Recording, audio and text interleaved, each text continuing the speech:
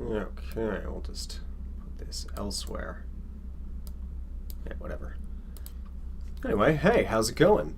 I happened upon this weird article about Ghostbusters that I thought I'd share with you because it's something that I've often wondered about myself. Because back in Ghostbusters 1984, there's the part where Peter goes to Dana's and encounters her as the gatekeeper, and then calls back to the firehouse and mentions that he whacked her up with about 300 cc's of Thorazine. And you gotta wonder, did he bring that on a date?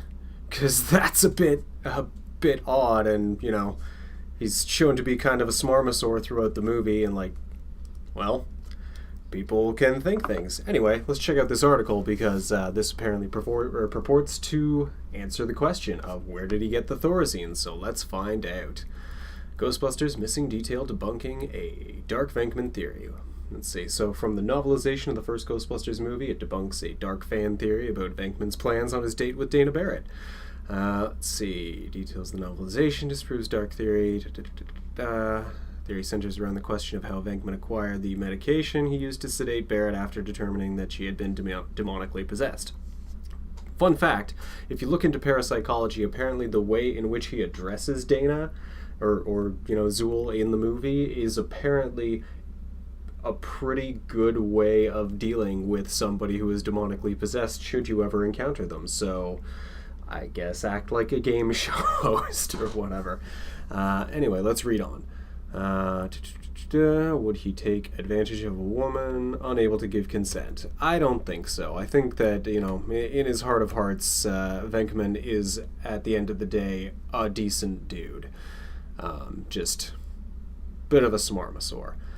First Ghostbuster was hard to quantify. Okay, this is just, Saturday Night Live, John Belushi. Let's see.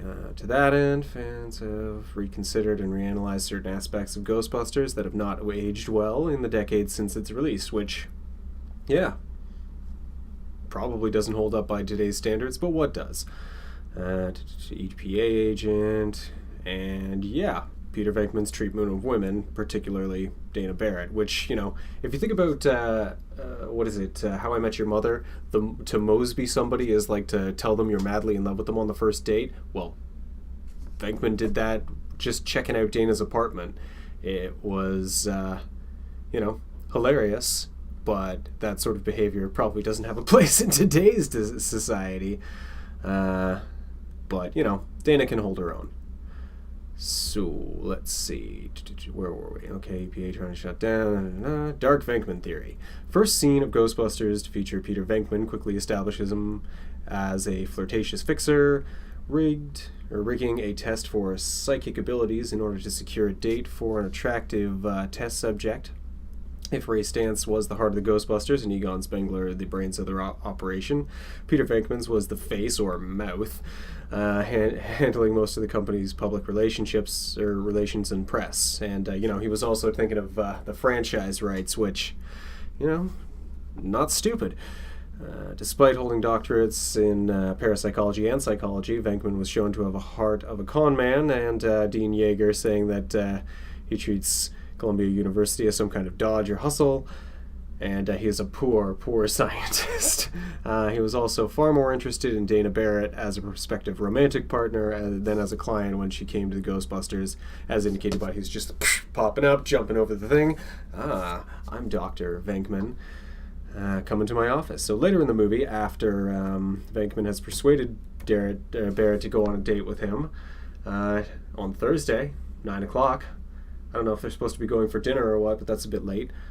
Showed up at her apartment to find her dressed in the magic dress, or recently established as magic dress from Ghostbusters Afterlife. Loved that little bit there. That was hilarious. Also Paul Rudd with the flower behind his ear, but that's, left to imagination. Barrett asked if Venkman was the keymaster, introduced herself as Zool, the gatekeeper, and for trying to seduce Venkman, asked to speak to Dana instead of Zool. And then, this led to Venkman sedating Barrett with about 300 cc's of Thorazine, and called that back to Ghostbusters HQ, learning that Spengler was questioning a man who claimed to be the Keymaster. And, getting those two together would be extraordinarily dangerous. Question of why Venkman has happened to have enough Thorazine to render an adult woman unconscious gave rise to a dark fan theory. And let's be honest, Venkman kind of fits the mold of like a dark triad gentleman, which is narcissism, Machiavellianism, and psychopathy. He is kind of a self-serving smarmasaur, but, you know, given that they saved the world twice, and, you know, it seems that in Afterlife they ended up married, and, you know, it all worked out in the end, it seems. So let's give Venkman the benefit of the doubt here. And also, you know, at the end of, well, if you haven't seen Afterlife, whatever, spoilers abound at this point. It's been out for more than a month, but, you know, she gets him back with the shocker thing that he was using at the beginning of the first one in a very cute little post-credits sequence. So, anyway, the question of why he had enough Thorazine to render an adult unconscious. Clever fans have pointed out that it would have been impossible for Venkman to legally acquire the drug since it requires a prescription, and this suggests that in addition to having plotted to make a woman insensible, okay, that's, well, whatever, render her unconscious, give her something, I don't know, but Venkman also a thief, likely stealing the medication from a prescription pad from one of the fellow Ghostbusters who did have a medical degree. And the Ghostbusters novel detail the movie didn't mention. Okay, so thankfully a solution was provided. Ghostbusters Supernatural Spectacular, a novelization of the first Ghostbusters film written by Richard Muller, based on the final shooting script by Harold Ramis and Dan Aykroyd, which apparently is going to be one of the features in the new box set, so look for that. Okay, so she's going through drawers and says she's an artist. She's probably got some Valium somewhere. Okay, because she's a cellist. And let's see, novel does not specify what medication Venkman used to sedate Barrett, and it was 300 cc's of Thorazine in the movie. So there you go. So it seems that he found the drugs on hand in her apartment.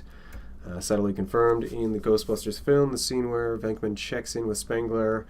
Okay, and yeah, there's disheveled dresser drawers that can clearly be seen in the background, like he's been rifling through them. This suggests Venkman has searched for some kind of a sedative that Dana was already taking. So let's see, a bit of a coincidence. She might be taking strong sedatives. The movie further justified this conceit with an earlier remark by Louis Tully that he was buying lots of generic acetylsalic acid from Walgreens for his headaches.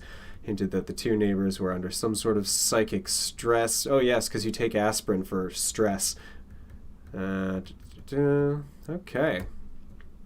So why Venkman's behavior in the movie doesn't fit the theory, even though the novelization's explanation of where Venkman got the drugs to sedate Dana Barrett and the subtle evidence suggested by the rummage through dresser, the dark Venkman theory doesn't hold water in the face of one simple fact. Venkman repeatedly rejected Zuul's advances. There you go. When the possessed Dana was like, do you want this body, before trying to force herself on him. He refused, however, after it became clear that Dana was not in control of her own actions, not indulging in some sort of kinky roleplay scenario. So if Peter had gone into this date with the intention of drugging her and taking advantage of her, it's highly unlikely he would have turned Zuul down. Makes sense. He certainly wouldn't have made his now famous declaration that he made it a rule to never get involved with possessed people. Venkman said that it's been a bit, may have been a bit of a sleaze in how he treated women in Ghostbusters, but is reportedly shown to have a good heart when push came to shove. So there you go.